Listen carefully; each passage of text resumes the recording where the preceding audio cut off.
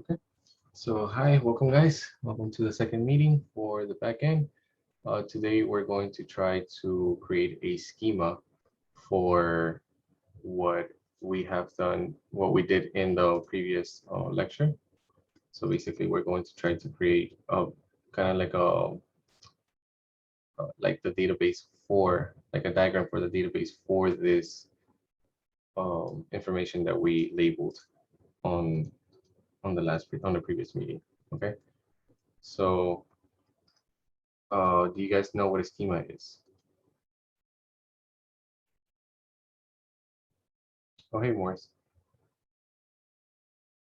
So I shared with you guys a website. Let me give it to Morris again. Okay. So Morris just came in. We're going to be creating the database based on the items that we created on the list of items that we created on, or objects that we created on the previous meeting. And so if you go to the website that I gave you, right, it's going to show you how or guide you how data models are created on MongoDB. So first of all, what are data models? Data models are basically like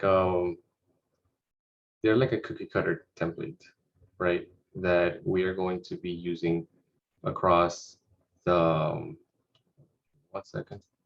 Welcome, guys. So a model, so we're going to be working with models a lot, right? In the backend server, there's going to be a file that's going to be called models. Let me see if I can pull it up so that way you guys can have a better understanding as to what I'm talking about.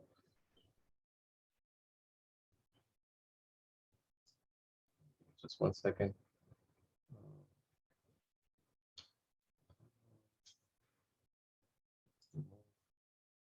And then just 1 second. I'm opening I'm opening the file right now. Okay. So a data model is kind of like a cookie cutter that we're going to be using every time a new user gets created. It's kind of like boom, cookie cutter, and it's going to be using all the base information has like meaning like these. So imagine that these are all like cookie cutter templates, right? That is going to be a model. This is another model. This is another model, and this is another model. So here we have, for just the sign up page, we have 4 models. Okay. In the database, you're going to see it as, I'm in the client, let me go to server. Okay. You're going to see something like, for let's say add new file, new folder, you're going to see it as models. Once I add Mongoose, you see models. And here's where we're going to create the routes for the models. So every time we call the API, it's going to, whenever it's going to store the information, it's going to use the models as a cookie cutter, and that is going to be where the information is going to be placed, and that's what's going to be sent to the database. Okay. Do any of you know what a schema is? No? Okay. So a schema is basically the best way to put it is, so if you look up schema is a representation of a plan. So this itself is going to be like the schema. And if you go into, let's say, MySQL, the database itself, it's called a schema. Like there's the database, and then we have the schema, and we work from the schema out. Like all the information that we're going to be inputted is going to be the schema. So to put it into words is, we have the database, right? It's going to be a giant block. Can you guys see my picture, or do you guys only see the board? I could see The screen. Hold on, I can't hear you. Give me 1 second. Oh wow, I was muted. I'm so sorry. Okay. Yeah, we see the screen. Well, I can see this the MongoDB page and the, the blank sheet. Wait, so what's your question? Say it again. No, I'm just saying that I can see the screen share. Okay, so let me just so that way you guys can understand. So a schema is basically something. It's basically like the template inside the database. Okay, so that's the easiest way to put it. We have the database, which is like the outer layer, and inside of it goes like different schemas, right? And the schema could have it's basically like a template of like the whole thing, right? And so you have to understand, when we refer to a database, we refer to the whole entire container. But when we're starting to put models, like, so this is the order. We have the database, we have the schema, we have the models. Okay, so it's first like just to iterate, database, schema, models. We have to understand that order. Okay, and then let me just share my screen. Okay, so let me just get started with this. I'm gonna share the link one more time. Right here. This link is going to give you guys reference as to what data models, the different types of schemas that can be done on MongoDB. You have two types of different schemas or data models. Okay. One, it's called embedded, right? Embedded data model, like documentation pattern in this case, right? Here we actually nest data within an array, right? So for a good example would be like this. Here you have the JSON file, and address is actually using an array within the array. It's basically nesting, right? That's called embedded. So the address is going to be one item, and within that item, we have an array with 4 different items, and you can keep nesting and nesting and nesting and nesting. It also, it depends on how you use the information. So if you're inputting all the information in just one single page, then I would say it's best, from my personal opinion, it's best to just use a nesting data model. However, since we're going to be using like from reference, right? Then you have something called, let me see, where is it? We have something called right here. This is the by relation. So you have embedded and connection by relation, like data models by relation. So here you have, wait, this is not it. This is it. Okay. So here, for example, this is an example of books, right? With an ID of 1, 2, 3, 4, 5, 6, 7, 8, 9, right? Then you create another JSON array, right? Using the ID, these two are connected because it's using the same ID, and then you're able to do like you're able to put the information, right? So you're able to call items within the database by reference of the ID. Okay. You could do the same thing by just nesting. For example, if you use the publisher, you could nest within the same JSON array. You could use a publisher, and then you could nest 3 others, right? There's 2 different ways to do this. Okay. Now, do you guys understand that? Like that, those 2 concepts? I prefer to use, because I come from a SQL background, and this is very similar to SQL. So I feel more comfortable teaching you guys this, but it's also like, it depends on how we also use the information. If we're trying to nest it, maybe it's worth using nesting. Maybe we can call the information just directly by just using, for example, let's say we want to call the author of Christina Chadoro, and then we just want to say use publishers, like get all the information from publishers. We could literally get the information just directly from it without having to call by reference. Okay, so that's what we have to consider whenever designing. And then lastly, we have I believe it's 4 different types of relationships. You can have a one-to-one, a one-to-many, a yeah, you can have a one-to-one, one-to-many, many-to-one, and many-to-many. Okay, what does that mean? That means that so whenever you're using like relationships, right? For like example, these books, right? So books is one, right? But it's using many different IDs. So this is a relationship from one to many, right? Because you have different books IDs, right? Let's say you use I believe, let me see if I can find an example from a one-to-one. A one-to-one wouldn't have any other relation. It would just be, it would be kind of like a nested where it would be kind of like a nested where like there's only one relation here. This would be, my opinion, like one-to-one, right? Because this connection is only connected to this with just one single connection, one single reference. And since it's nested, it's a one-to-one.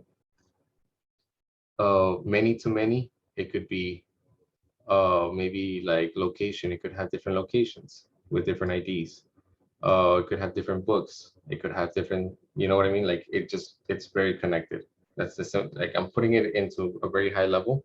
And then if we need to use it, then I could go into more detail. Okay.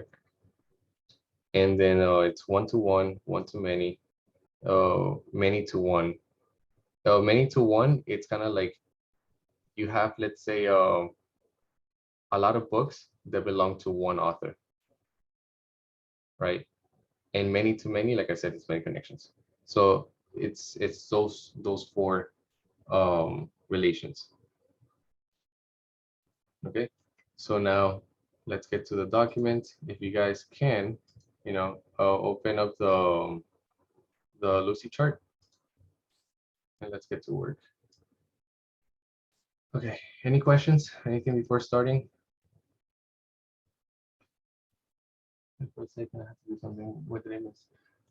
So basically, Ruben, we just talked about the different relations between, there's 2 types of data models that we do in MongoDB. There's embedded, and by the way, here's the link. There's embedded, and then there's there's embedded, and then there's which is like nesting a data model within, like adding like another array within like the array. So it's basically just array nesting. Then there is by relation, which is just calling items like arrays, JSON arrays by IDs. You basically link one object with an ID, and you call the other array using that ID. Okay, that's the 2 data models, and then we have 4 different relations: one-to-one, one-to-many, many-to-one, and many-to-many. One-to-one, it's basically like nesting because there's only one, like a one-to-one relation. One-to-many, it's basically like saying like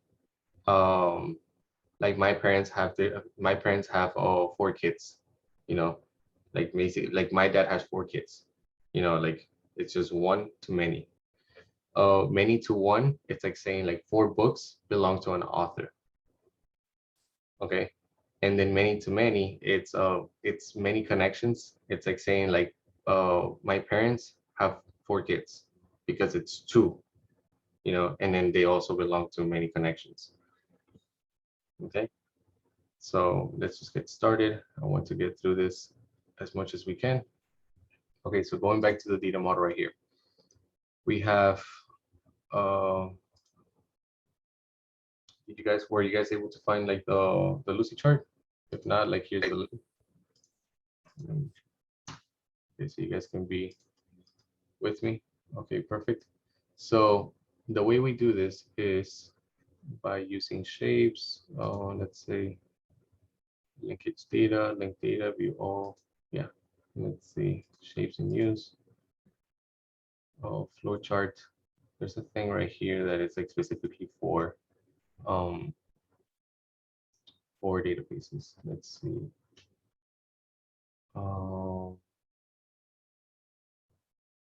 Okay, so we have to first of all put our database.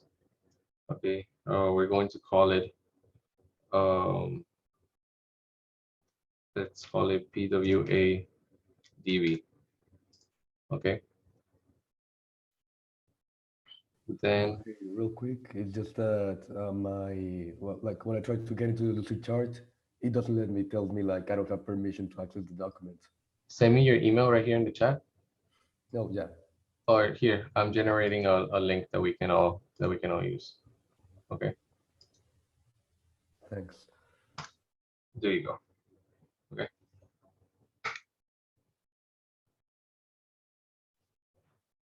Okay, so we have the database, right? The way this is going to work is, just make it bigger that way. There you go. Okay, so the way this is going to work is that we have database. So let's make something for the front end, right? This is going to be the front, right? Then when the user, yeah, this is, so let's say, I swear this thing had way more, let's just put a text. This thing had way more, like figures to work with. It's crazy. Client, right? So the client is going to make a call to the front, right?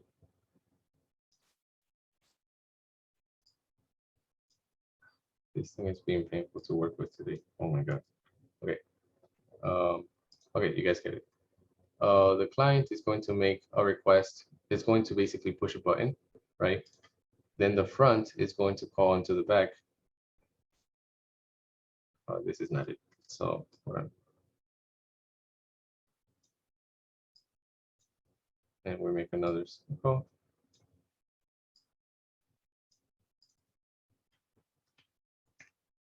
Back in.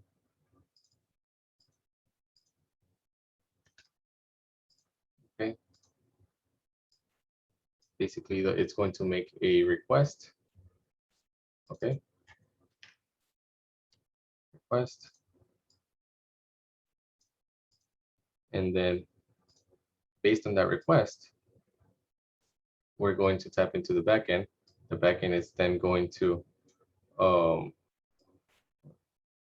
then the backend is going to give us the information back, right? And then the backend is going to, there you go. Then the backend is going to give back a response.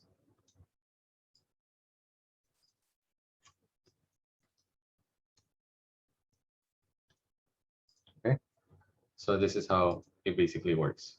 Oh, there you go. I can make it smaller. There you go. So this is how the process that we and then this is the process that we're going to go through. The process where we're going to be basically working is basically connecting the backend with the database and like just figuring out what to do with the information that we get from and how to retrieve it, get it to the database. Okay, so that said, let me actually push this here. It just became horrible. Oh my God. Okay, you know what? Let me just leave it there for a second. Let me push this over here. Now, whenever we're creating the database, this is just going to be an overview. We're going to actually put these items and try to connect them, but this is going to be an ongoing process. Okay, so let's start with clients. So let's start with sign up, right?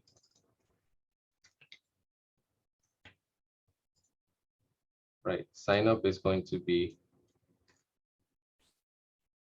this one right here, which is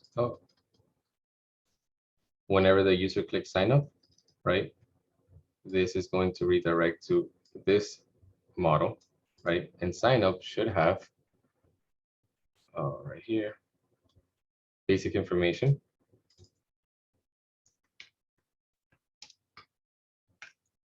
basic information, right? Which would be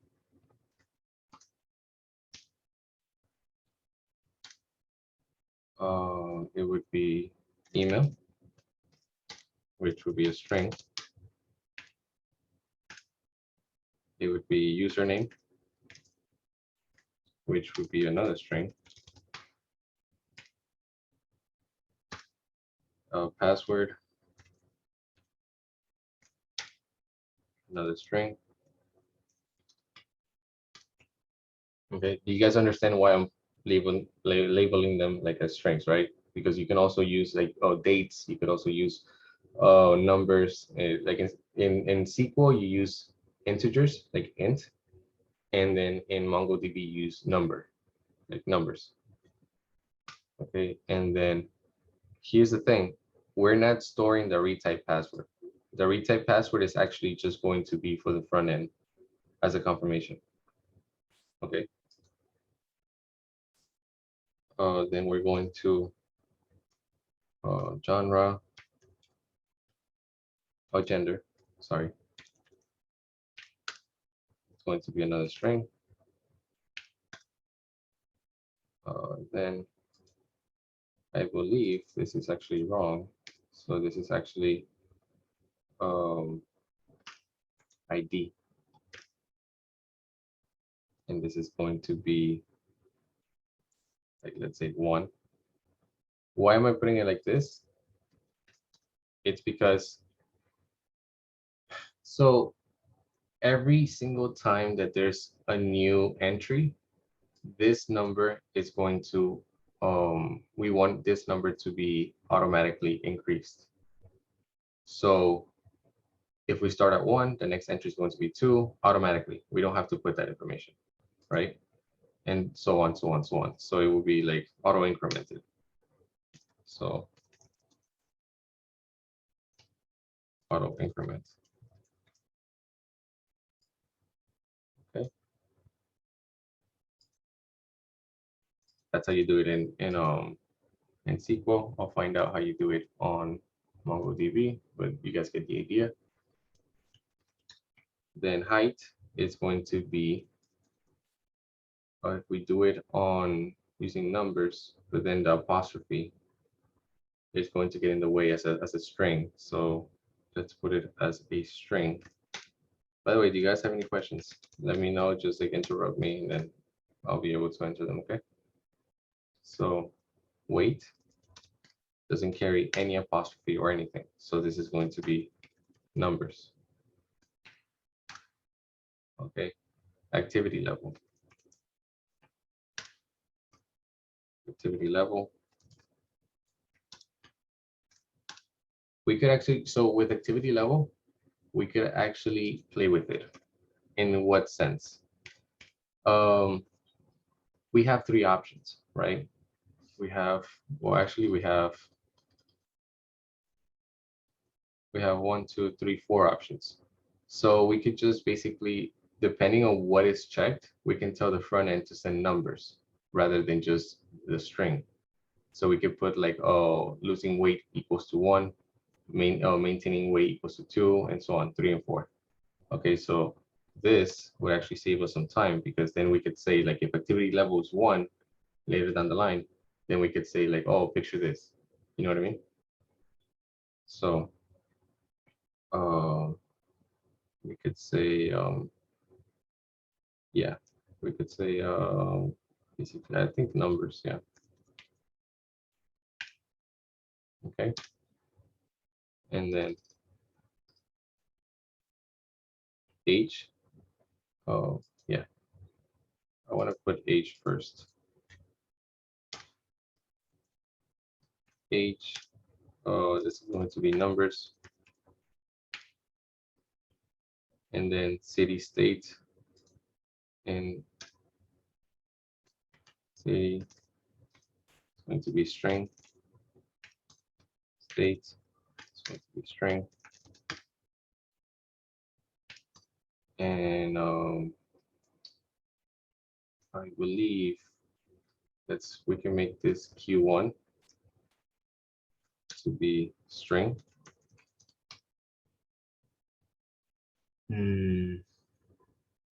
Here's the thing though.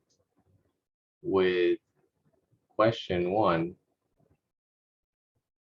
I believe it would be better to do it embedded, like nesting, because if you do something like, you know, I think we could use, yeah. So here's the thing. So I'm just thinking about this. If we use, here, let me just. So here's what I'm thinking about, like question 1, question 2, and question 3. So if we have like a multiple option, right? If we have like, let's say question 1, you know how like whenever you click on question 1, it gives you like to pick like from 5 different questions. So here's the problem. If we do nesting, let me just share my screen. If we do nesting, then all I'm nesting is basically just a string. What we're getting is not the question and the answer. What we're getting is just the answer. So the way we would have to do this is just by just passing like a string, and we tell the front end that, you know, don't do a drop down like over here. Don't do a drop down menu. Instead, just put like one solid question. Okay, and that would save us some time down the line. Do you guys understand that? You're muted. Oh, Morris. I didn't understand the last part.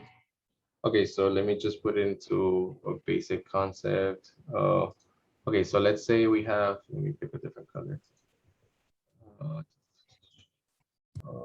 Okay, this one. Okay, so let's say we have Q1, right? And then this is a drop-down menu with 5 different like options, like questions, right? Like these will be like the questions, right? Based on that question, there's going to be a field text box where this is going to be the answer. This is what's going to end up being here. Okay, how is this going to complicate our database?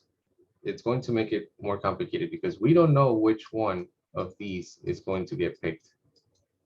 Okay, so the answer could actually be different based on what the question, you know, could actually be. Like we're trying to kind of like relate one to the other, you know, and so I think that could cause like difficulty down the road.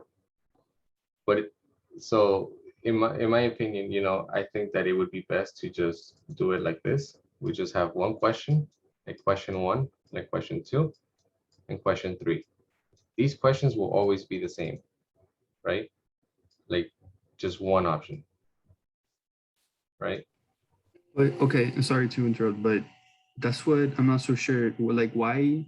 I haven't seen that where per question there's 5 questions. Oh Is yeah, it- no, it's usually common. That's how it usually is. Yeah, usually like lets you pick like Right. what type of question you want. Like it gives you options like between like the questions. So like someone would be like, what was your dad's like middle name? And then another option like, what was your first car? Like stuff like that First for high each school. question.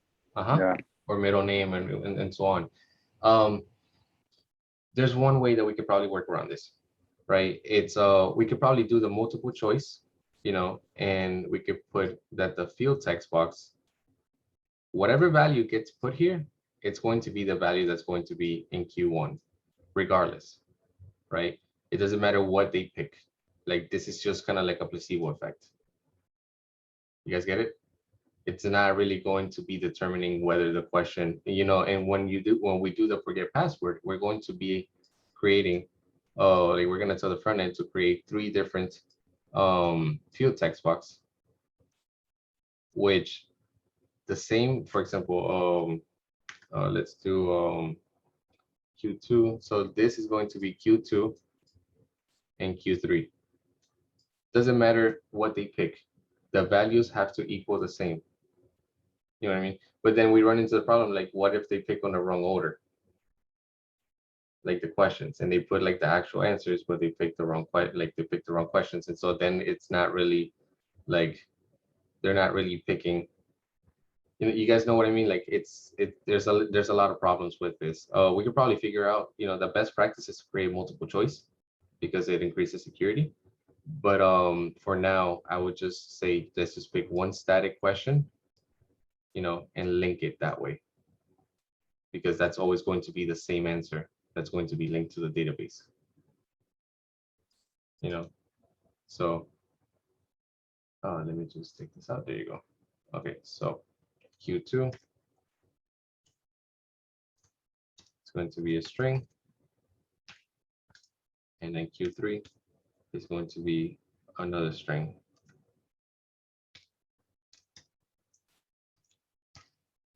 You guys all with me up until now? Yes, sir. All right, cool. Okay, let's make it look pretty. Let's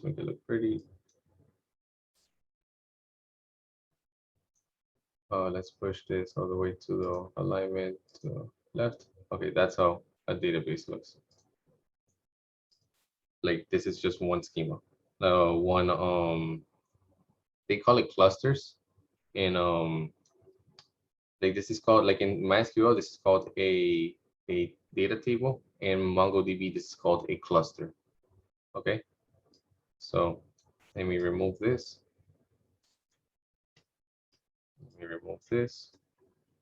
Okay, so this is just going to be basic information. Then we have to also connect the allergies, and so this is going to be another one. Right, and this is going to be allergies ID.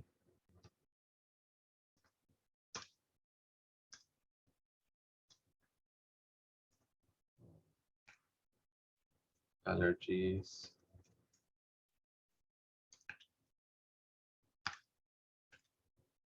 ID, and then this would also be, hold on, basic information. Okay, so I have to explain this. Okay, so this is auto incremented, right? You guys all get that. However, the way that we link these databases, these tables, these clusters, is by the basic information user ID, or I guess like, I want to say like, let me see an example because I don't want to get confused. MongoDB,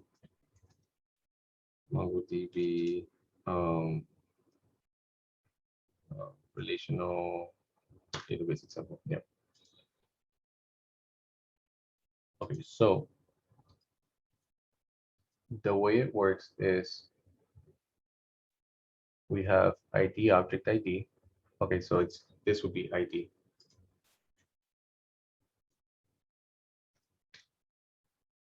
Right? ID, object ID. Okay. And then this would be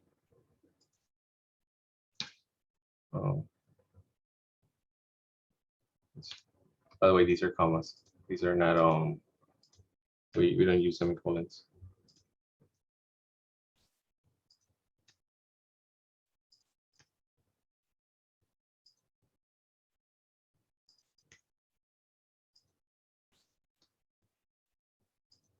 This is taking so long.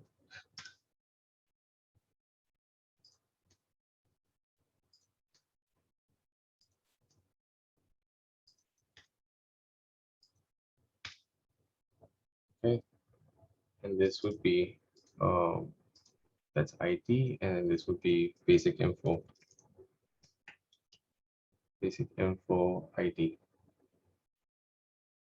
Basic info. So there's ID, object ID, and then yeah, basic info ID. You guys understand like why I'm labeling this like this, right? Let's say one.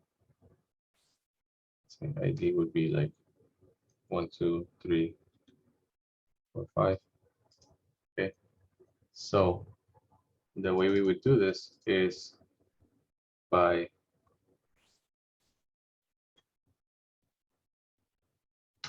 using the ID, I believe. Okay, so this would be 1, 2, 3, 4, 5, and this is causing this. This is allowing us to link these data tables. Okay.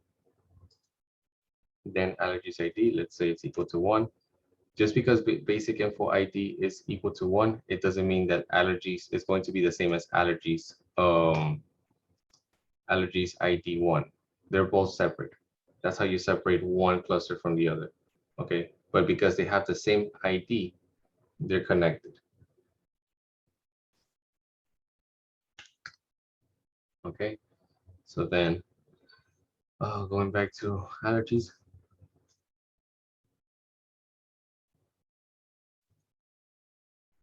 Why is this not working? Okay, so we have peanuts. I think we could do boolings here. Let me see. I don't think I've ever used a booling in a database. Mongodb cluster booling.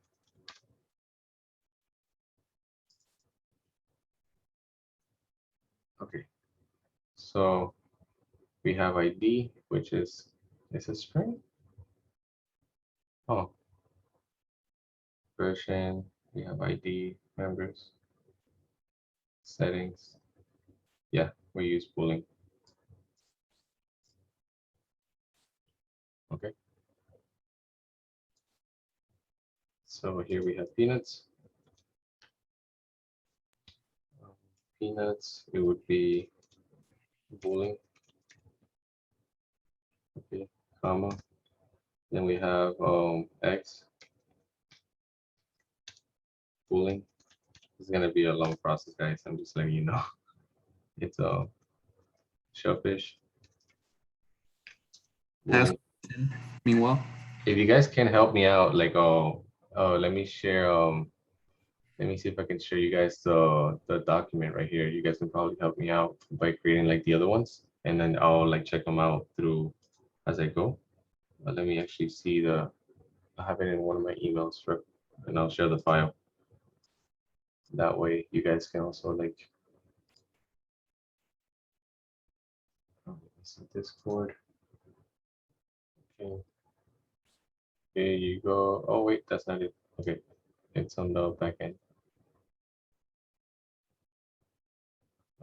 Where is the back end?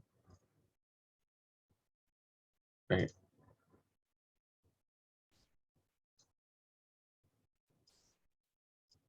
Okay. So open up that file and use it as a reference. And that way, start doing the somebody starts doing the food dislikes and the plants, and then if you feel comfortable, do the actually do the forget password. Are they all gonna have the ID 1, 2, 3, 4, 5? Yeah, so On the that's top? what we're going to be used as that user as an example. Okay. Okay, so somebody can probably finish the one I'm doing right now, the allergies.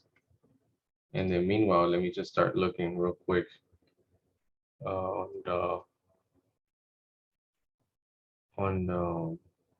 this. Let's see. Let me look into the plans. So someone do the allergies, the restrictions, the dietary restrictions, the food dislikes, and the plants. I guess I'm looking to see how we can do the plants.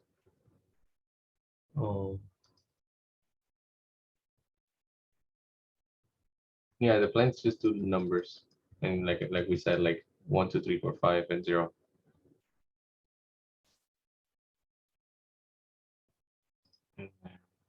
Let's see.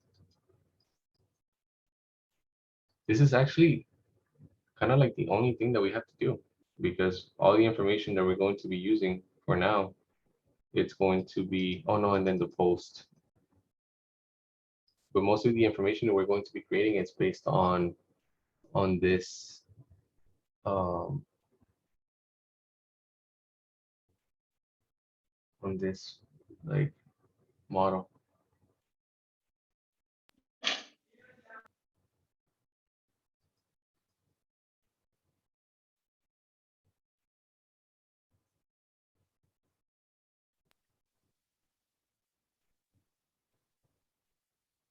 The allergies are Boolean, right? The allergies are Boolean, all of them. Yeah.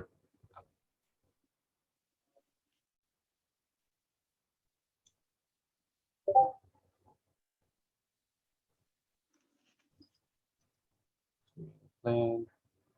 We could probably do the create plan. That could actually be useful. We can kind of like predict, like, oh, we can probably predict like the what the create plan will look like, and that way we can just get done with that.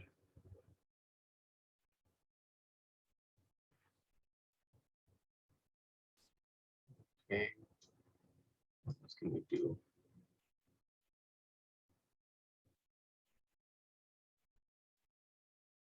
Let's look at while you guys do that. Let me look into this real quick. Okay. Let's see.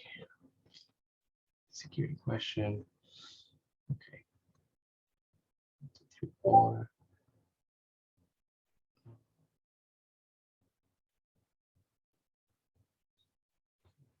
So yeah, that's pretty much like the main models we need.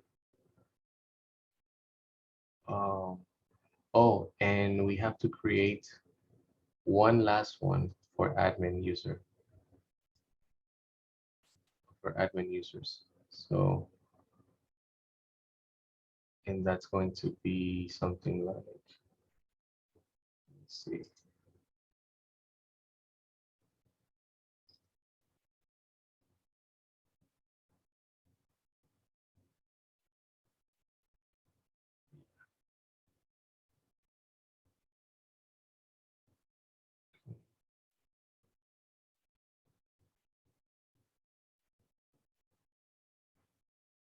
If any of you guys need the links, they're in the chat. If you don't see the chat, if you don't see them in the chat, let me know and then I'll repost them again. Okay. Let's see. What can we do? We have to sign up, we have to log in. But the login is just basically confirming based on the sign up. This is going to be changed to basic information. Basic information. That's going to be the name of the data model.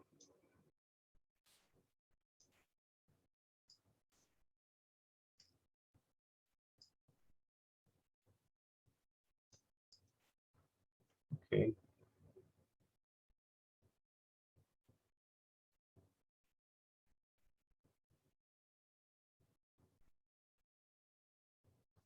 I would move this a little bit lower and I would make that itself another data model.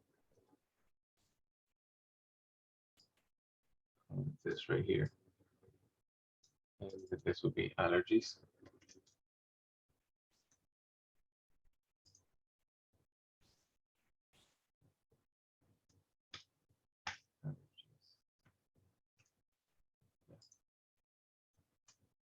Basic information.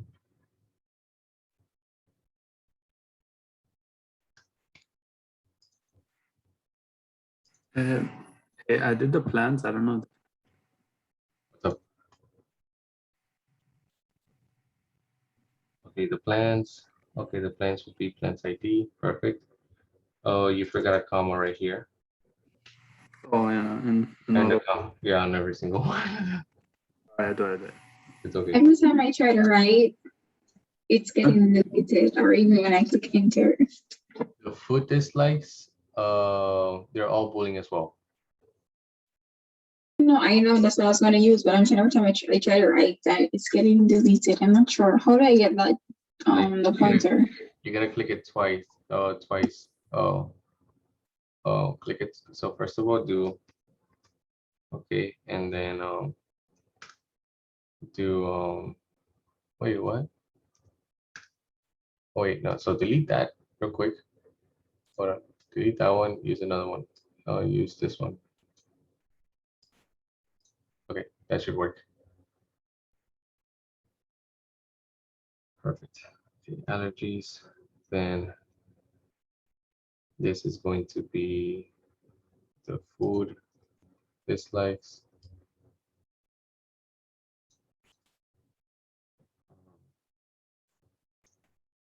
Food dislikes. Question. For this, is using camel case, is it important or no? Don't leave spaces. Use Okay. camel case. Understood. It's a lot easier. It's a lot easier on the database. For sure.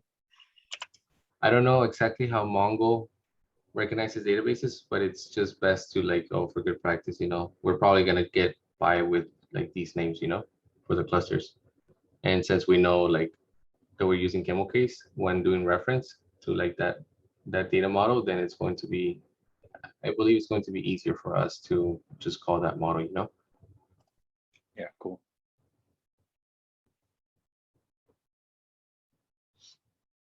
Okay. Make sure you do the commas. And this food dislikes, basic info, allergies, ID, and then this is ID. ID equals to 1. That's fine. Did it just get bigger? Oh, nice. Oh, dude, that's so nice. Huh. We don't have to like, just work based on like this little square. It gets bigger. Nice. So let me just move everything up. And that way we can just like put them all. Yeah, just like stack them up. Like food dislikes will go right here. And then the meal plans right below the food dislikes. There you go. Right about there. Okay.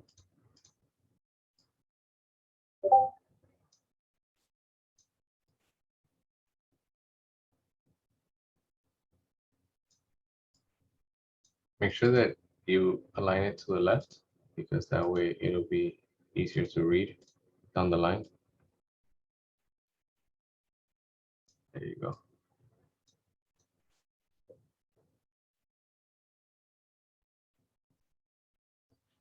So for really long names, like carbonated beverages,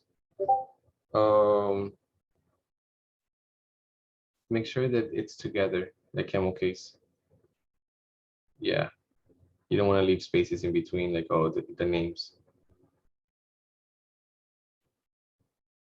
Make this longer. There you go. Dietary restrictions. Oh yeah, where's the dietary restrictions? Oh yeah.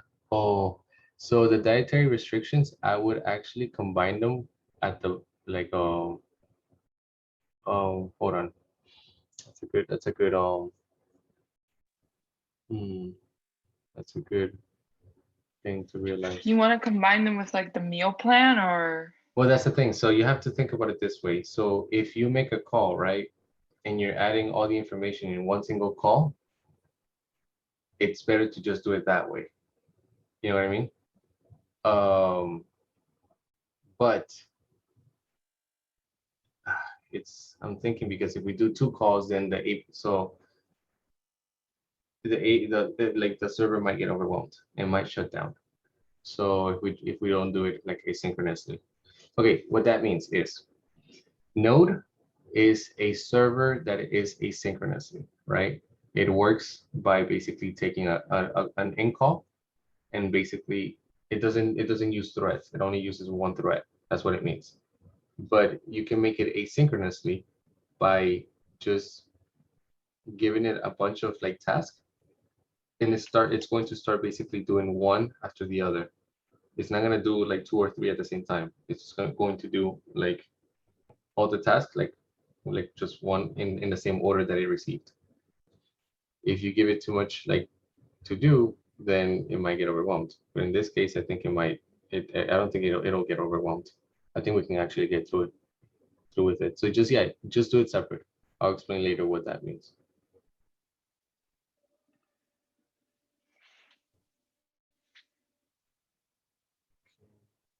We still got 1 more hour. We're making really good progress.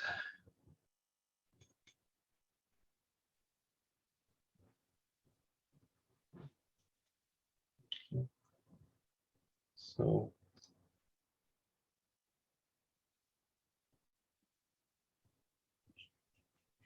let's see.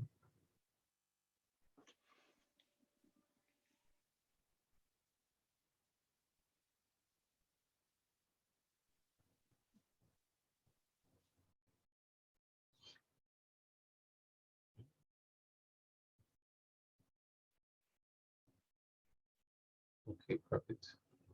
So that's just going to be like different API calls that we're going to make, and that's the information that we're going to be calling from the database. Okay.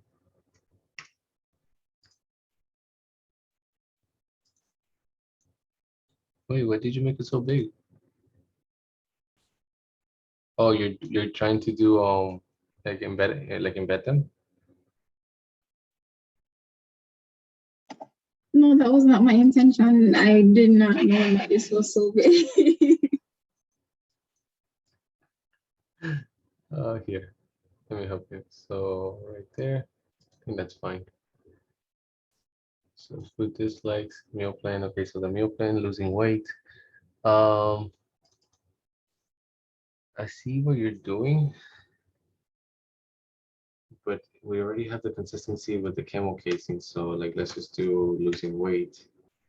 By the way, these are the names that we have to give to the front end. They have to use these same naming for whenever they're creating the objects. If they're not named the same, then there's going to be a huge problem in connection. Hey, I just have a question about like the IDs. Yeah. Like, you know how each one has like food dislikes ID and like plants ID. Like, what are those for? Because we have like the main ID, which like encompasses all of them. Like, why would we need like a second ID? Okay, so let me give you an example. So let's say that we have a recipe, right, that we're looking for. Okay, but we want to know that that recipe doesn't conflict with any of the what is it called? The allergies or the food dislikes, right? So what we do is that on the API call is that we're gonna tell the front end to send us to send to the back end like a list of all the items, right? And we're going to gather all the items or all the food dislikes and allergies from the database, and we're going to compare them. And we're going to say find one or find many where like peanuts where like allergies, right? Allergies ID, like any item in allergies ID is true. Okay. And then we could say like is if allergies is if like peanuts is true, and if and then we compare that to the like we find a way to compare that to the list of ingredients from the recipe. It's like a way to find so to answer your question is that we get the recipe, right? Then we call to allergies using allergies ID, you know. We use the ID to reference like what the user is, and then we use allergies ID to tap into the database. And then we collect all that data. And if one of them is true, you know, then we basically compare that to the ingredients from the recipe, and we find a way to connect them. And we create like a flag that way. Does that answer your question? Yeah. So it's basically like the allergies ID helps to make this independent from all the other clusters, basically. not even that, down the line, like we're probably gonna have to like even change this model a little bit to make it more accurate and based on the needs of what we have and what we need. Feel me?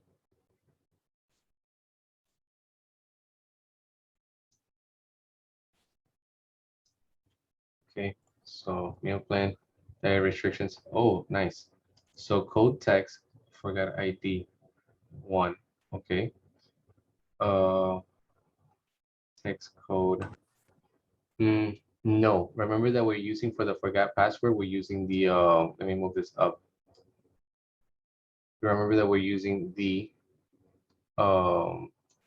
questions. Okay. So here's the thing. We don't really have to do much because on the API, we can actually collect all the information on the basic ID information. Okay, we can collect the email, which is like the email link. Oh, well, here's the thing, the email link, we don't even have to store it in the database, to be honest with you. So think about it this way. If I want to collect the like the email and say if it exists, I can just tap into basic information, right? If I want to make sure that the question is correct, then it's in the basic information, and so on. Everything's already in the basic information, so we don't really have to like do much here. You know what I mean? The text code, that might be useful. Text code, but we're not doing text code. This is like we might be able to use this down the line, but it's complicated. Like it'll probably take me like a few days to like learn. Email link, security question. You see, like security question, you could do like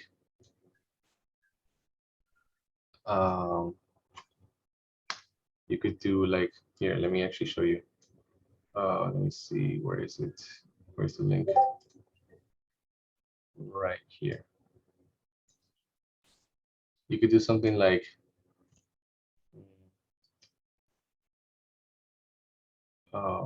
relation. Let me see, Mongodb relational database. Let's see.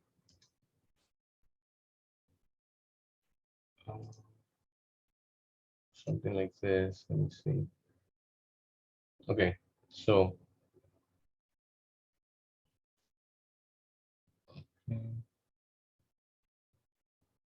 project. Okay, so user ID information. Okay. Based on this, it would be user ID, forgot password ID. Yeah, forgot password ID, user ID. Hold on. Give me just 1 second.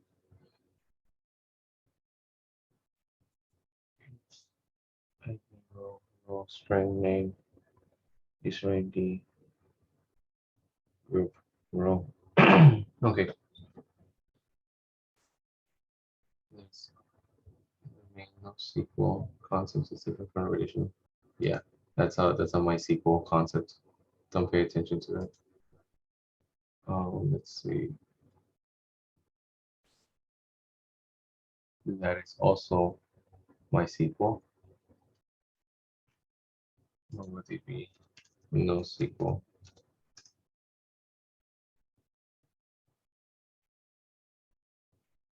Collections, roles in a table. Collections. Events. So username, age, college. Okay, so we need college, and so we need college.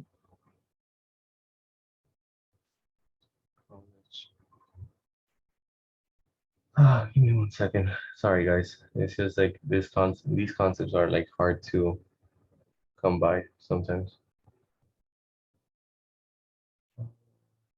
That's not what I'm looking for.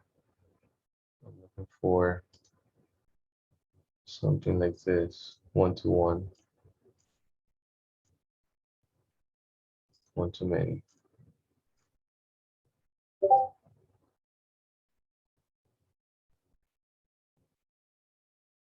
So,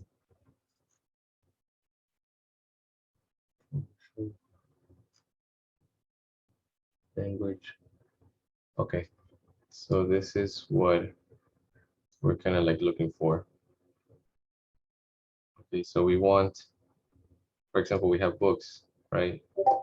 And the person put like the ID of each book. So we have the ID, right? We have user ID. Let's put user. User. Let's put 1, 2, 3, 4, 5.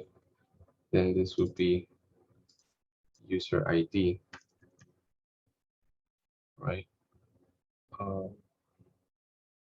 ID, location name.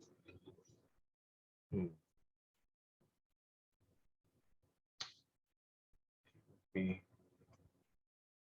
publisher ID, user ID, location, publisher, author. This website doesn't really help.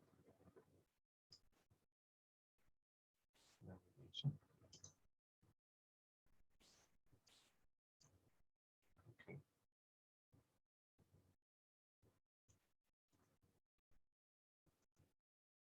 O'Reilly. Okay, I think I found it. So yeah, so we have ID, which is going to be separate. You know what? For now, let's just keep it this way, like this. Once I find it, I will change it. ID. I don't want to take too much of your time since we're already like limited in time. Okay, so user ID. The way this would work is basic info. It would be, let's just say, it would be forgot password ID.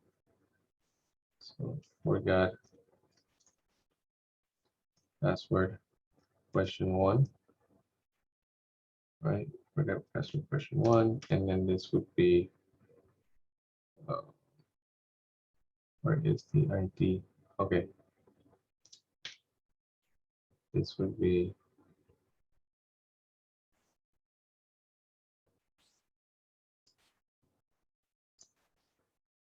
what a day. Give me a second. This is not right. This is right.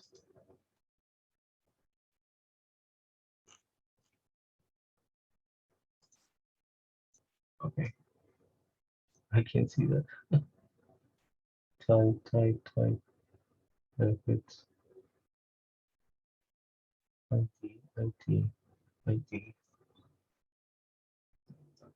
So Mongodb document model, I guess.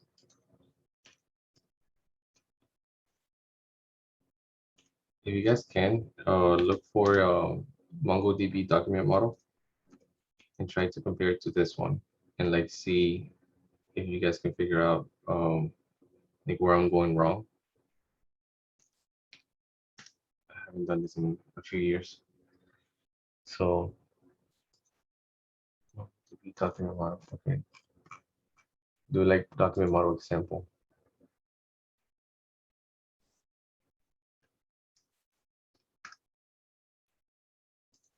Models and patterns, okay. Tree structures, parent references.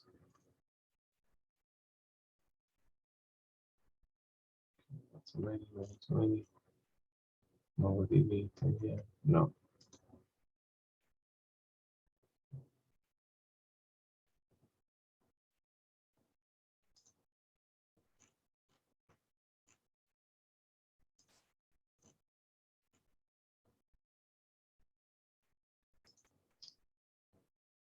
I'm trying to here, forgot password question 1. I'm trying to reference it to basic information question 1.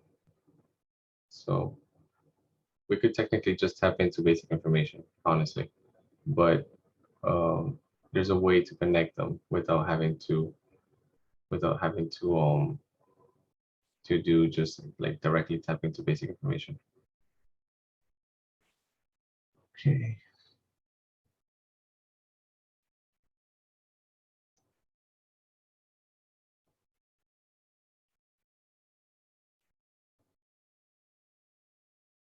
Give me 1 second.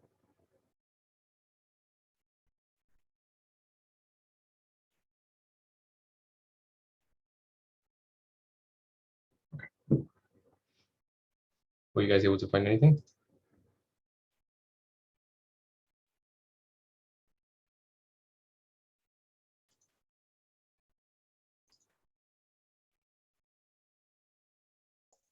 So essentially what you're doing is you're trying to find a way to connect forgot password to basic information. Question 1. Question 1. Yeah. We're using like a collection by reference. A model by reference, I'm sorry. So I found something. Let me see if I can make it larger. So I found some slides. Migration, schema. Okay, I think I found something. So you see how like the tables here on my screen, you see how they're like separated? Okay. Here's how you make the correlation.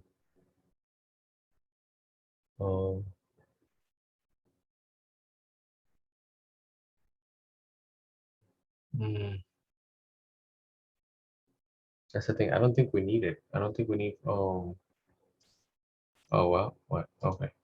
I don't think we need the forgot password because we can just always like tap into basic information. So honestly, I'm just gonna like cut it out. So that way we can just proceed. And we can probably start getting the database connected.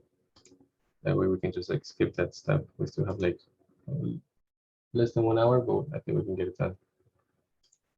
How can you delete this one?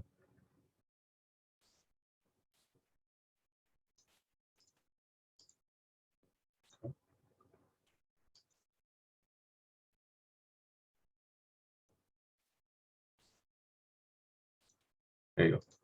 Okay.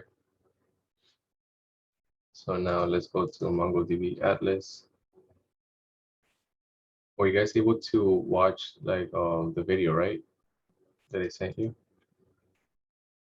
Mongodb Atlas. Yeah. I went through it and I finished that when it got to front end. Right, to connect you went over like on how to connect the database, right? Yeah. Okay, so since we have, yeah, so I would leave this here like this. Now we have the base of our databases. So when we start creating the models, we can just basically slap these on and it's gonna be a lot easier. Make sure that you have, so that way it's a JSON schema. Okay, so sign up with Google. I think I had created one.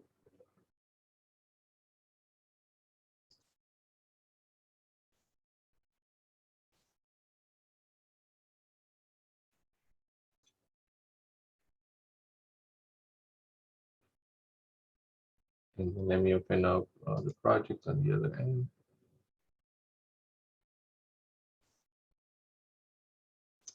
So yeah, I think I don't think I created one. Okay. So if I'm honest with you guys, I've never used Mongoose before, but I know Mongoose is an ORM for it's basically something that helps you to facilitate the calling system for the API. So let me just look at some documentation and then just like, bear with me, okay? Or if you guys can like help me out, like, like if you guys seen the process since on the video, my focus was more on SQL. So like, I'm basically showing you guys based on my experience in SQL, but like, since we have time, we could probably do the connection right now. So this is going to be, that's weird. Okay, so server.js. Okay, so copy, create new file. Are you guys there? Yeah, I'm trying to see in the code that I follow. Yeah. Okay. So you have to create something called a server.js. So if you go into the packages, right? The package.json will tell you what file is going to be referenced to whenever you start the server, right? And then right here, we have server.js. So since we didn't have it, I created it, right? This is where the data connection, the database connection is going to be established. Okay, so let me just do, let me just do YouTube real quick. By the way, this is how I search things. I just like do YouTube and like Google and just look for ways to kind of like connect things. So let's do Mongoose. So it would be PWA Mongoose, PWA node, MongoDB, Mongoose.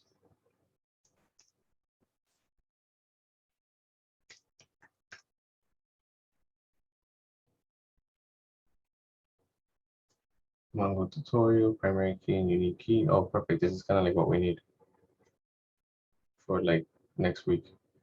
Just gonna see it from here. Let's go to playlist. PWA. There you go. MongoDB. Connect to MongoDB Atlas cluster with Mongoose. There you go.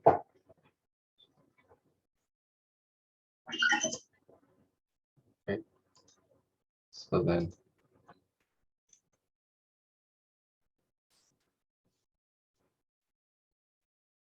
okay, so we need that red green client server Mongoose. Okay, so I need to do npm and cd server, then npm Mongoose, and is it using Morgan? Okay, hold on. SQL.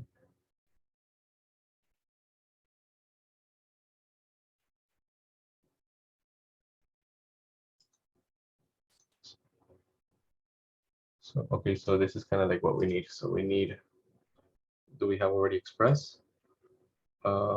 We don't have Express. Okay, so we need to install Express. So npm install Express. And the way I know is because you always need to import certain packages. Or like you guys, if you guys saw the video, you guys understand that you need to import certain packages in order to get like the server working. So import Express. For that loads, we need Mongoose, we need Morgan. What is Morgan? So node Morgan. Morgan's an HTTP request logger middleware. Okay, we need it. Okay. So let's say in the video, what was the ORM or what was the middleware that it was being used? A middleware is kind of like something that helps you connect stuff. Like like we can use a router, that we could use React router instead of Morgan. Like, would it be just route? Oh no, so let me actually let me actually check that video out, and I could just see by just looking at the document that he's working with, and I could see like what PWA MERN. Let's see, is this one?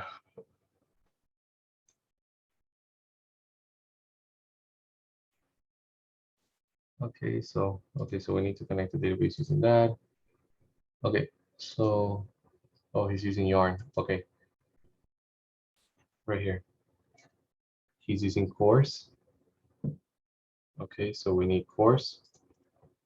npm install course. So course, what course is when you make an API call, you need something to bypass that call into the HTTP. Oh, so from the let me just reword this. The way I see it is that if you have a client, right, and since they're in separate documents, basically it's communicating from one port to the other port, right?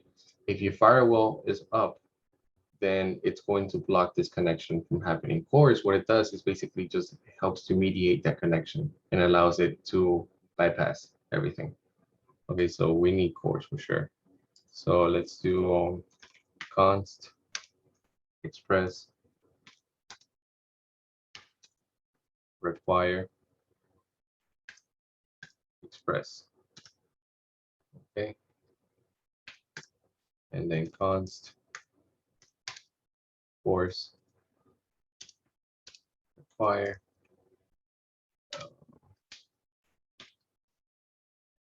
course. There you go. Then I don't think he's using Mongoose in this video.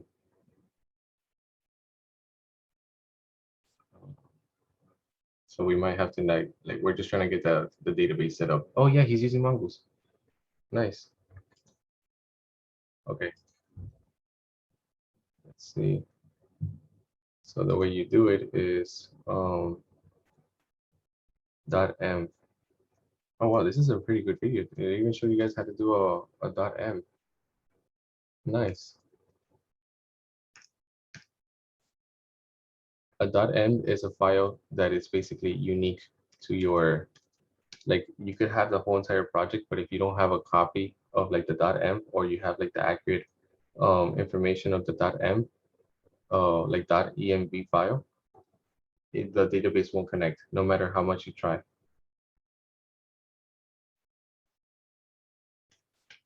It's in a config file. Nice. Then const app.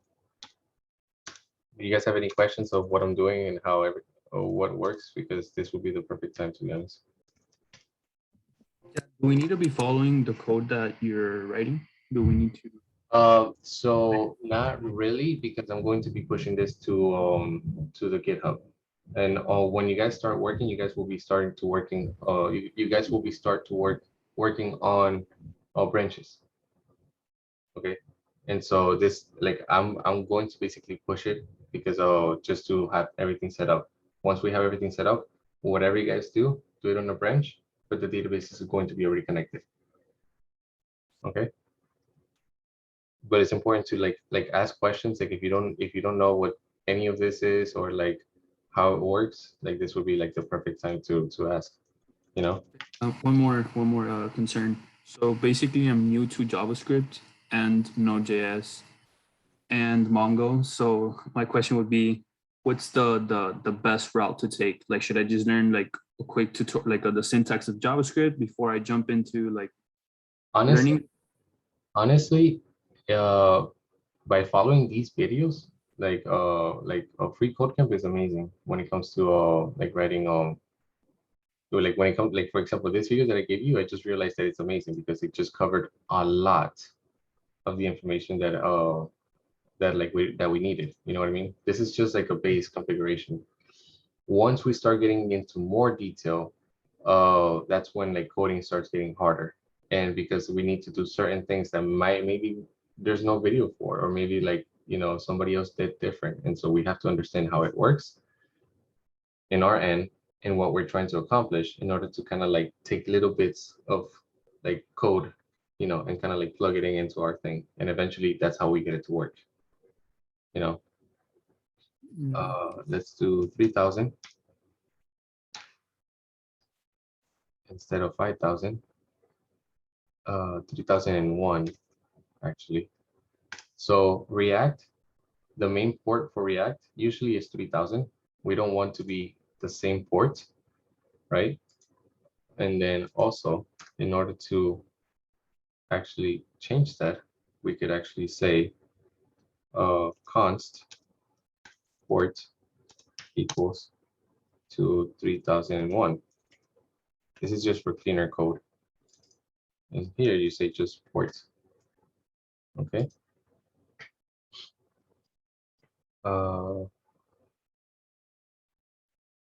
And then port app listen. Okay, so here, maybe I should change this. I'm doing it a little bit different because it's when you go to read it, it's going to be a little bit more readable. But app dot use force.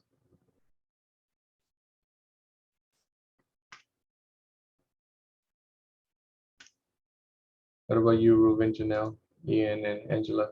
You guys are with me? Yeah, following. All right. Right, So, oh, yeah. okay, cool. Express .json.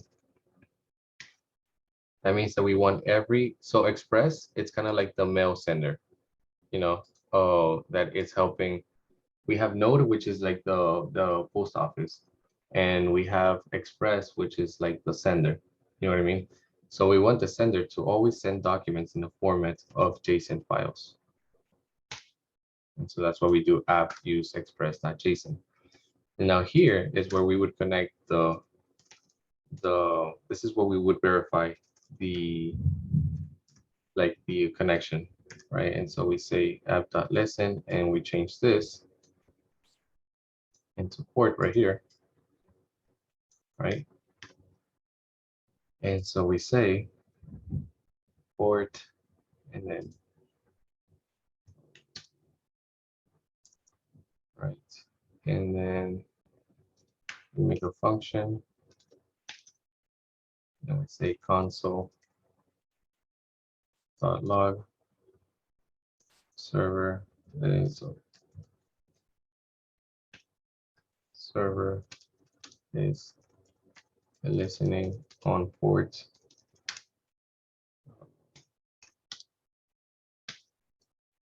and then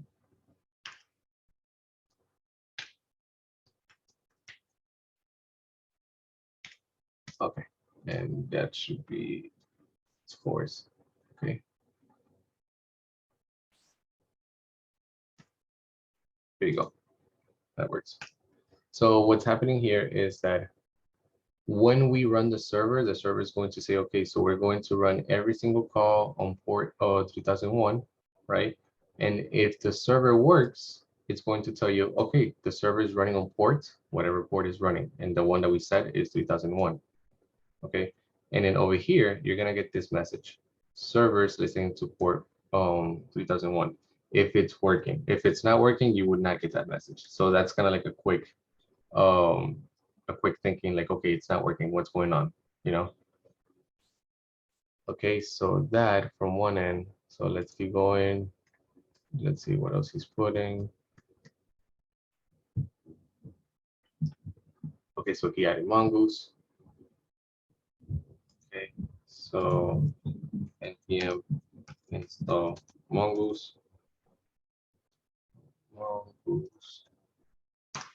Mongoose is an ORM.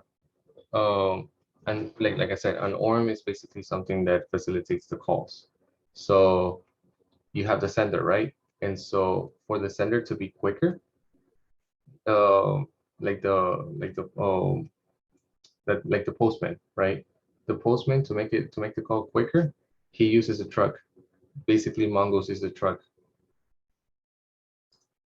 Okay, so now we have Mongoose, And so then we import Mongoose. So const, let me see what time is it. I have to go at 7. Let's do that 30 minutes, perfect. Okay. Mongoose. Okay. Require Mongoose. Okay. And now, oh, by the way, and then since we say that over here that we have a .env file, we can make a file .env file. And then over here, we're going to have the database credentials. And automatically, why is this outside? No. There you go. Has to be inside. There you go. When you do the get ignore, which is not here yet, it's going, you want to take out like the .env, so that way this does not get uploaded to the GitHub, and it's a secure measurement, so nobody comes in and like uploads the whole project, and we get screwed, Okay, so here, I'll process env atlas. So did it after express. So const URI equals process .env .atlas URI. I think that's a certain name that he got. And then we do Mongoose that connect URI user. Oh, so okay, so this is like basically the name of the database that he's using. For now, I'm just gonna do that. User use new URL parser. Use new URL. Oh no, this is a Mongoose call, I think. Use new URL parser equals to true. And then use create index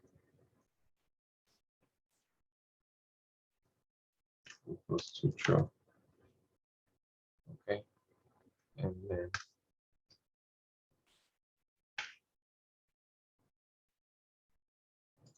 just go inside. Yeah. Okay, so then now we test the connection. We haven't made the database yet. So connection equals Mongoose dot connection. Okay. And now can we tell to open the connection once? So we're doing all these extra process. Like usually you don't do this whenever you are working on a local database. So, but since we're working directly onto the server, we have to create like a connection open, and like that's on top of like the database that we're going to be like testing it. So this is actually pretty good. Not gonna lie. This is like perfect learning experience for you guys. This type of JavaScript is not going to be your usual JavaScript, because everybody refers to JavaScript as mostly for React or front end. But when it comes to back end, I mean, as you can see, it's very self-explanatory, I guess, in my opinion. And you can actually like understand what's going on, like the app.use. And then if you don't understand something, you can just like call final references, and you can see where it's being referred to. And you could do this across multiple documents. Where was I? Okay, right here. Console.log. This is I believe this is like testing the database online. MongoDB database connection established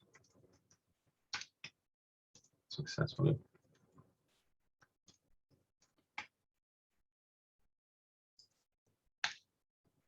Okay.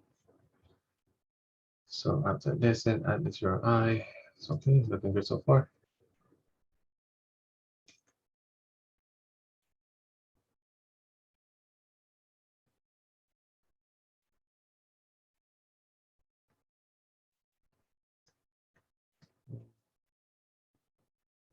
Okay, so that .env file.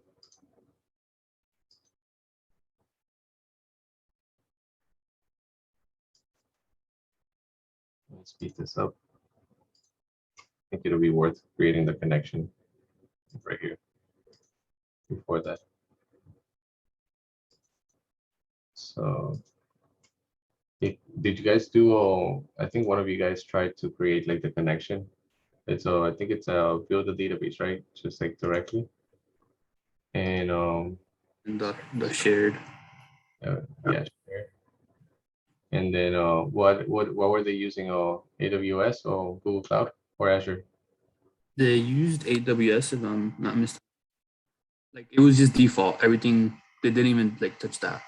Okay, so yeah, so just know that we're using a sandbox, an MO sandbox, which is just like like this is just like a sample database, you know, that contains 112 megabytes. That means that like even though it's like half a gigabyte, like we still actually, is it half of a gigabyte?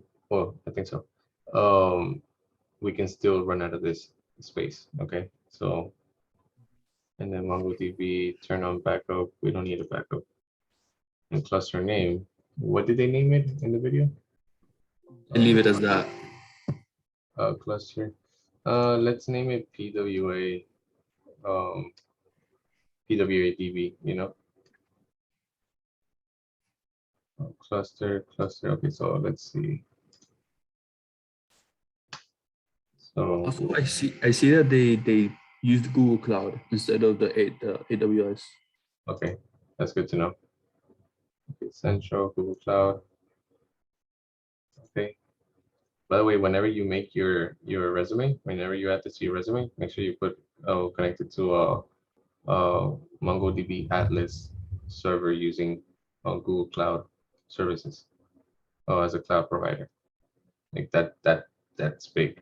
Like All okay. right, got it. PWA DB. Okay. PWA DB. Actually, like this. So the sandbox is kind of like a VM, like a virtual machine in a way, or no? Yes. So remember that how cloud services work is that we're using somebody else's virtual machine. Yeah. Okay, and so that's why the hardest part of getting a project online using SQL is basically hosting. It's that's not the hardest part. You could do it, but if you pay money, or, you know, and so if the kind of like the cool thing that you want to learn is that how to do this process. If you're able to learn how to do this process on another computer and you basically host your own database using your own router on your own computer, if you're able to figure that out, you're basically saving yourself thousands of dollars. You know, instead of having to pay people. Okay, so then what's the process of connecting? I remember I saw this video some time ago. Mongoose Connect. Is this the same video? No, it's not. Yeah, right here. So, okay, they do set up. Okay, so what's next here? You would go to connect. Okay, I think it's still creating. Oh yeah. Okay. Yeah. So it takes like a minute, and then Connect, and then I think I have to put like the on the env file the credentials in there, right? Do you? Okay, like I was like super like I was following through. It was kind of like the concepts weren't that intuitive. So I mean, I got by and like I got stuck like multiple times. So that the video doesn't cover. And I don't even know how I got through it. But okay, yeah. No, yeah, what's it called? Like that's kind of like what I want to explain, like how the database is like functioning. So basically the idea is that you don't want to create. Wait, let me see something. Okay, right here. The idea is that you don't want to create. Like here, let me see something. Let me see if there's a Mongoose CLI. Hold on.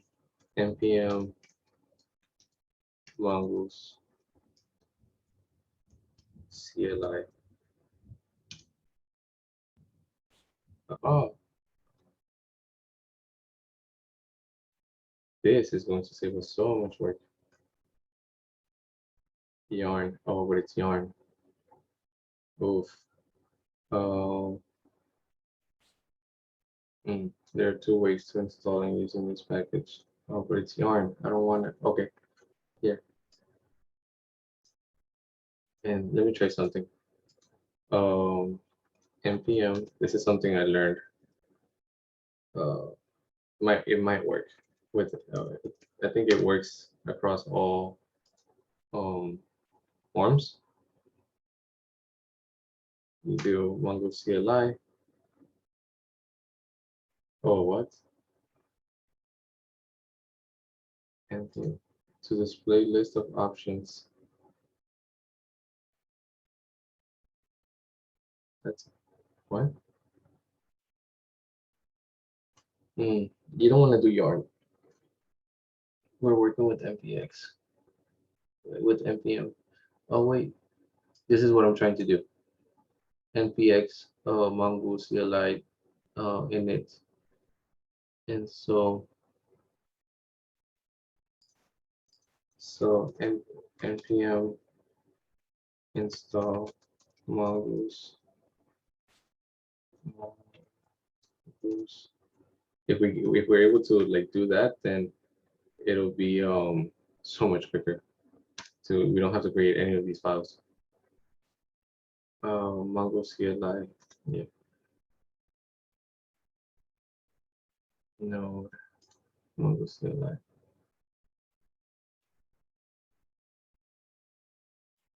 Here it is.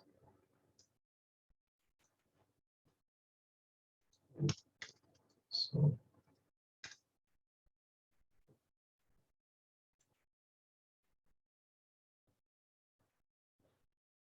and then we go into bash, because you can only create, like you can only use, I believe, npx in bash.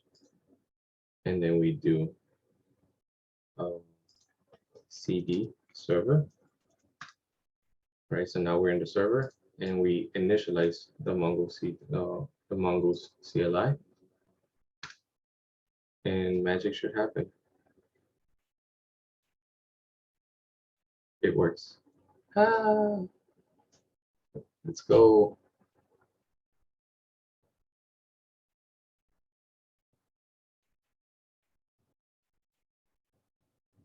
You can also do this with SQLize.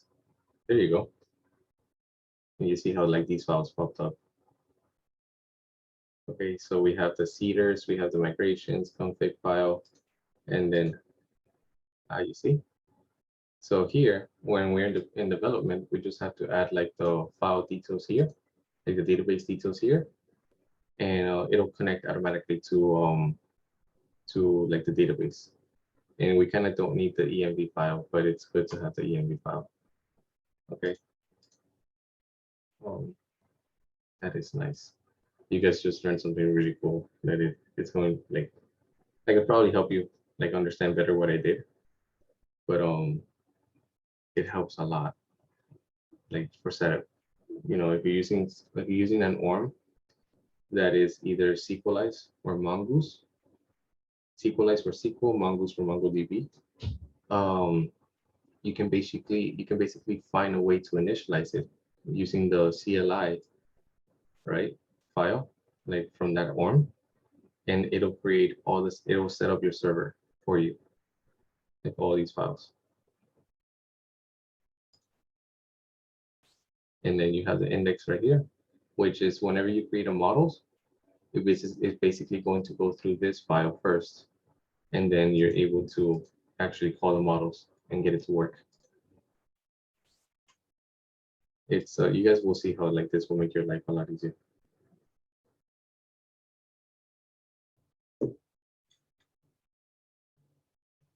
Okay, so guide me through on where's the website? DB right here. Okay, so I think we have to set up the IP. So we click connect, and then I put allow access from anywhere, Oh, so allow access from anywhere. and just connect like it. Subscription. This would be PWA. This would be GDSC, PWA. Okay, And add IP address, nice. and then yeah, and then we have to put the The username and the password. yes. So for here, we're gonna call it root, and this is going to be password. Okay. Okay. Your database password is 2 week. Password 123 at. Okay. This is, and then we're going to change it later on, because since this is going to be in the video, anybody can actually like tap into this database. Okay. Okay, choose a connection method. Oh, I remember this. I don't like, I remember, but I don't know how to, I don't remember which one to pick. So the video is the middle one. Connection application, Node.js, perfect. Include all driver coding example.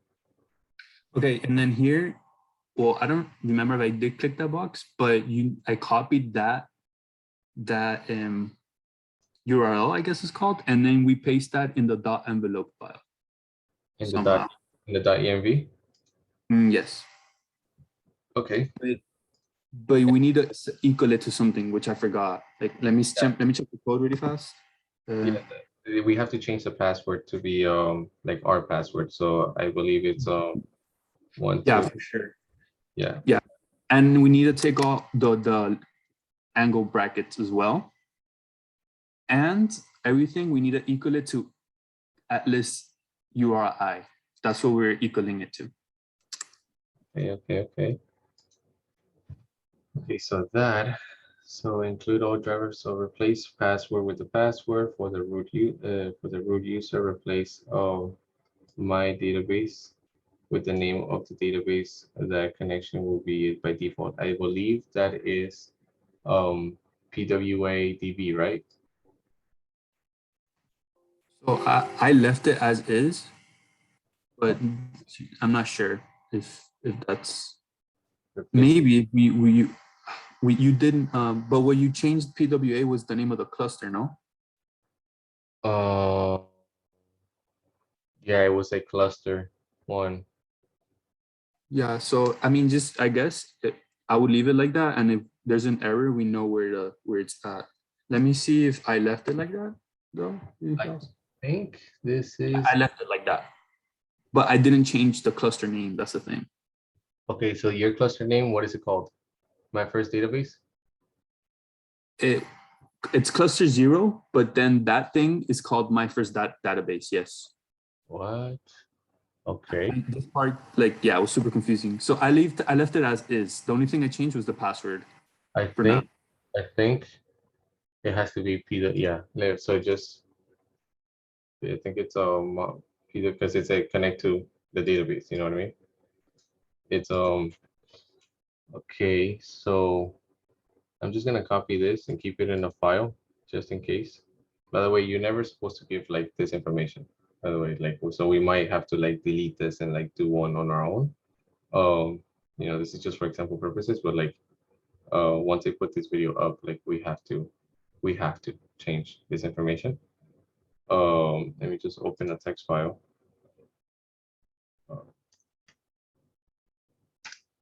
Okay. Just copy that, keep it on the side, close it. Sure. Okay. So now this is PowerShell.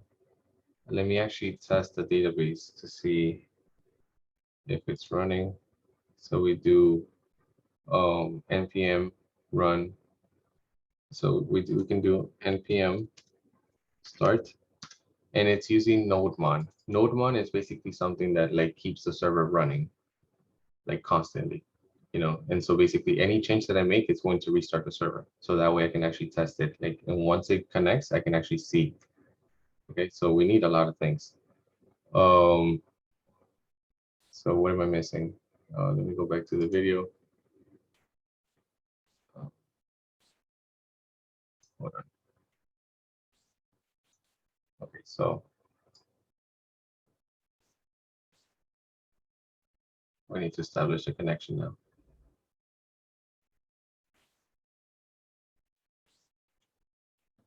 Okay, so he did that.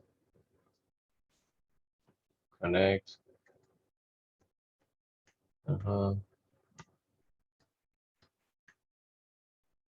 MPX create app. Okay, so he's just creating the app right now. Oh, object ID. Okay. So now second. Okay, so .env file config. I know that there's a point where like he like connects the database. It's like around 21 minutes. Okay, so like express, make sure that this is correct. New user, URL parser. Okay, so everything looks correct from this end. I want to know where like Atlas URI is. That's in the .env. But like, Yeah. Can you send So me? we Yeah. equal that What's up? to, sorry, and so that is equal, like Atlas URI is equal to that. Oh, okay, okay.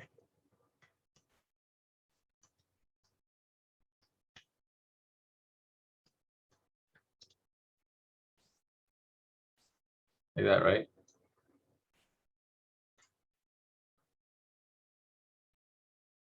Yeah, it looks okay. Did you use a semicolon at the bottom? At the end?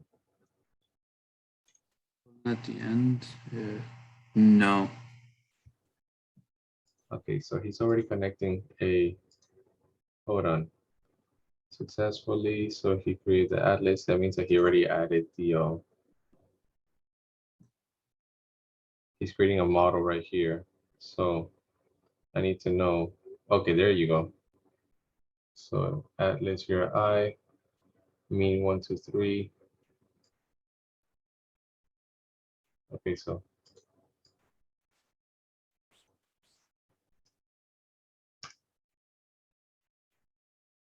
okay, so it's is the SRV, and then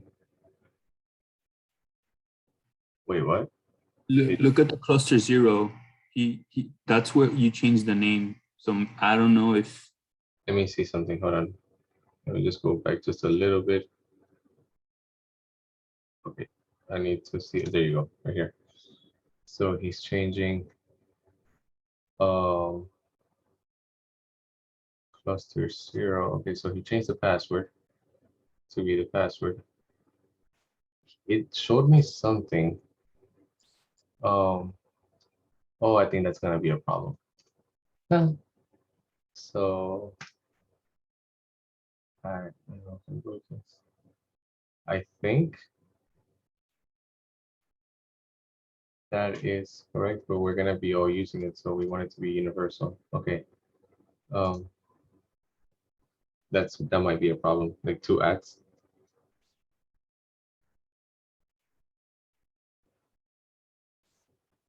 Where did he change the root? What? Give me I one don't second. think it does change. I'm trying to backtrack this. Okay, so mean. Oh, what? Hold on. So copy mean 1, 2, 3 close to 0. So just the password. So connect. So if I do this, so this is root. Okay, so this is correct. Root, password. Okay, yeah. So far it looks good. Cluster 0. Oh, I see what you mean. And so this will be PWA. It's already changed. PWA DB. And I think you're right. I think this is my first database.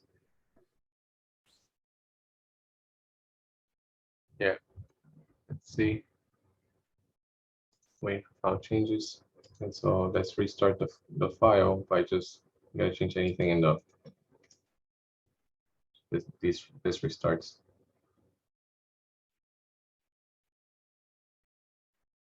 No.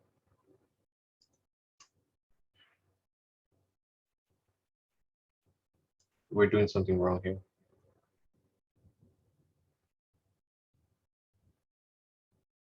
I think the port has to be 5,000.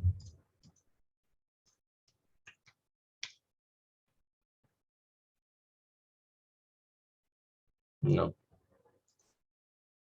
What would it be true? Okay. Okay. I think we're so close, but like, what am I doing wrong? Const app express. That's probably why. Const app express. And he removed the EMB file.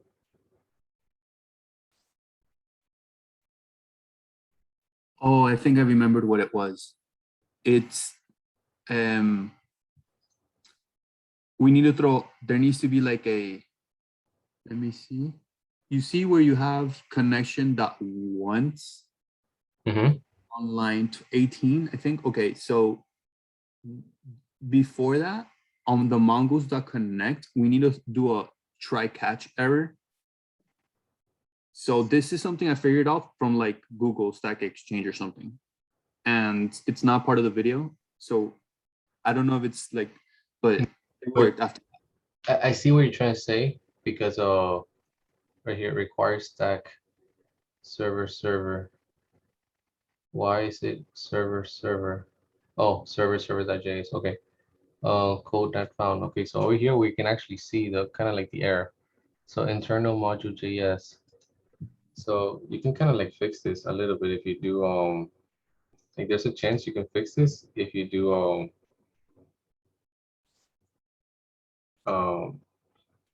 cd server.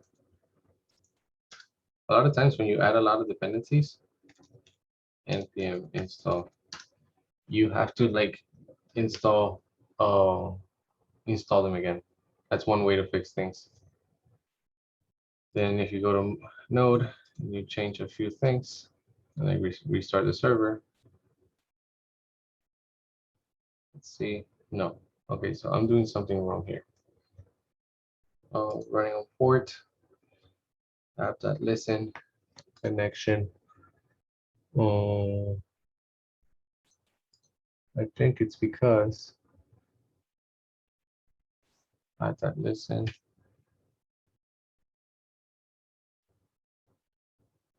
Says, okay, function module resolve name.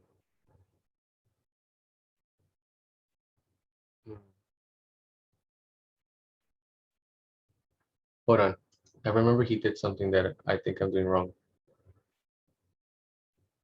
Mean123. Was his password mean123? Yes, it was. Okay. Yeah, super random. Yeah, so that's what I noticed. And so I think That's a problem right there. Because it's using two ads. Yeah, why is yours with two? I didn't know that that was gonna happen.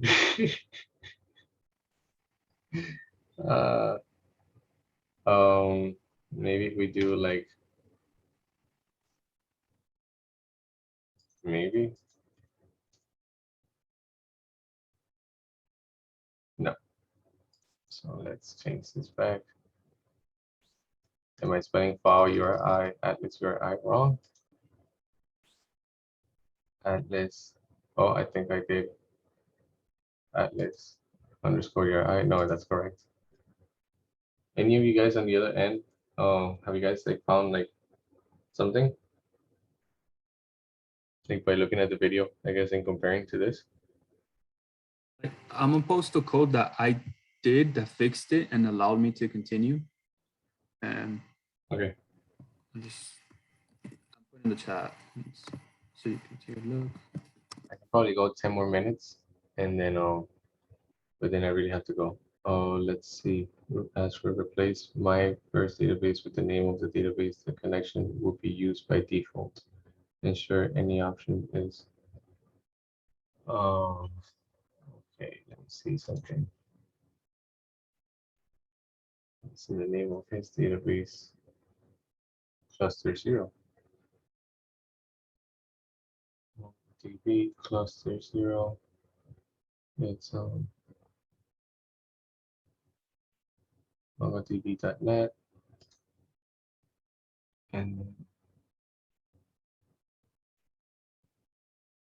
I think it's because we're not using Morgan.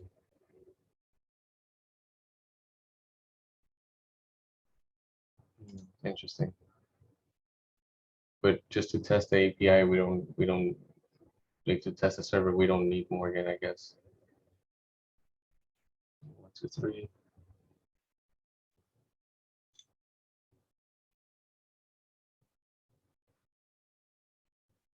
Retry entries. Okay, so I have. Hey guys. Yeah. Oh wait, more is okay. Let me see. So Mongoose connect URI. Use create index true. Why did you put 2 hashes though? Use create index. URL parser, I think. URL parser. True. Unified topology. Oh, that's it. Let me try that. Let me add that.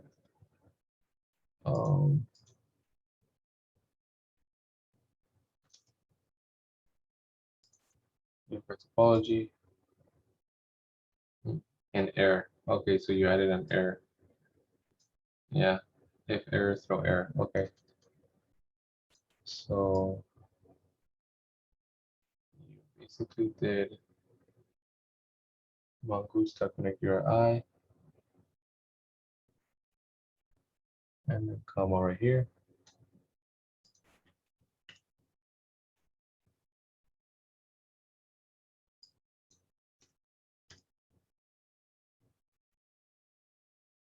No. Okay, what am I doing wrong?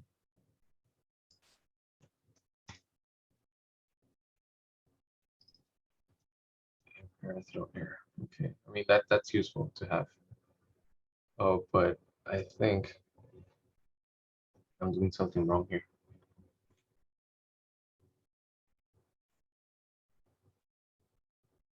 Connection tested successfully. Connect.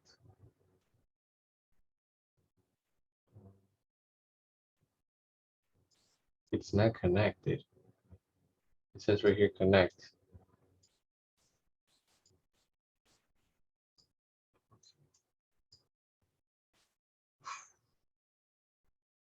Okay. Let's see. Connect. Connect Mongoose connect node to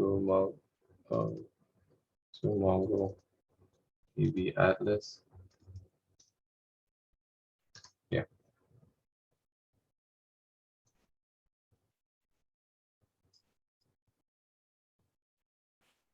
Required express app. Required express. I think it's because of this. I think this has to be 4.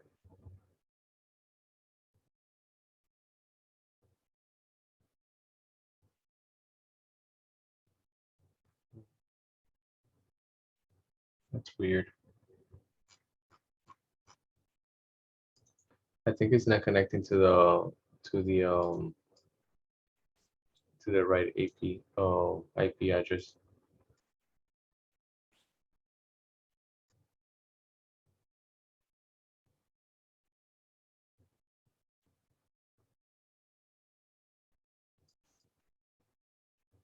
That's weird. Okay.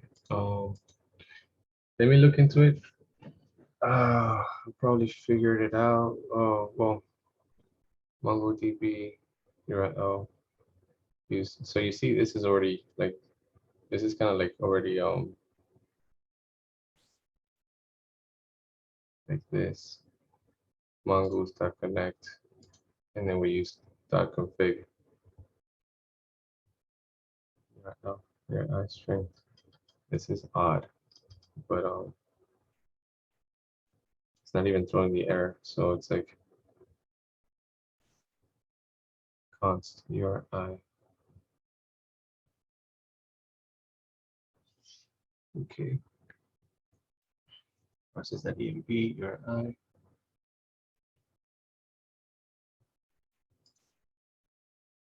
Test. Oh, let me see something. Cluster 0. I think it's because I haven't made any databases right here. Any cluster shared. No.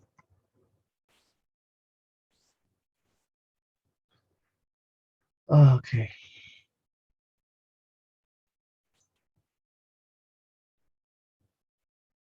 Sandbox node. Yeah, so I guess like for the next meeting, just like look into this and understand the process of connecting it. I'm also going to look at it, but I'm going to push this. If you're able to get it to work, then let me know, and then like if I give you the green light, then you're able to push it. Okay, so that way we can get like the database connected. Yeah, so you guys got that? Like, I'll push every single file. I don't think the env would like upload, so let me just copy that just in case. So let me just upload this. So connecting to Mongo. Okay, oh yeah, attendance. Oh, please put your name. Mongodb Atlas test 1. Okay, and then hold on, I want to check if the env files in there. I don't think so.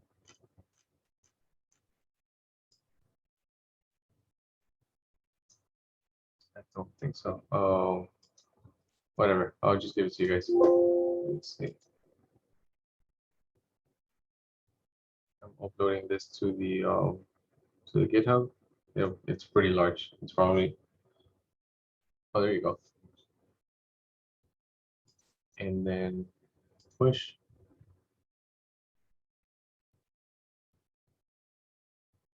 So let me just give you guys that env file, which would be this in the comments. And then yeah, like I guess like for homework, just like help me try to get like watch the video and like I guess like a look online on how like we almost got it ready. It's almost ready. It's I feel like we're just missing one little small thingy. And if you're able to figure that out, then on I believe it's let me check the attendance for the next meeting, so that way we can just like, schedule it from now. Where is it? It's going to be backend, reschedule meeting. I believe it's this one. Yeah.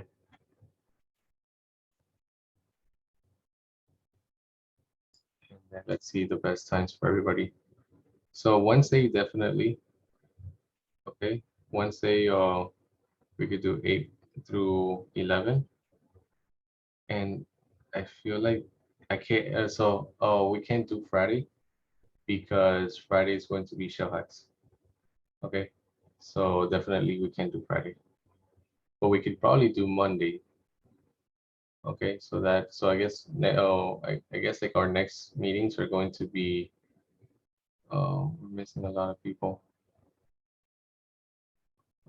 Okay. Yeah.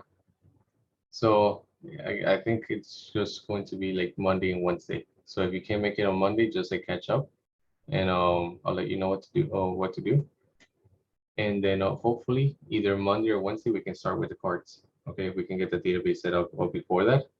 If anybody can figure it out, then we can get started. Okay. So you guys Okay, got that? thank you so much. Bye. No problem, man. See you guys. Any questions? No? Right.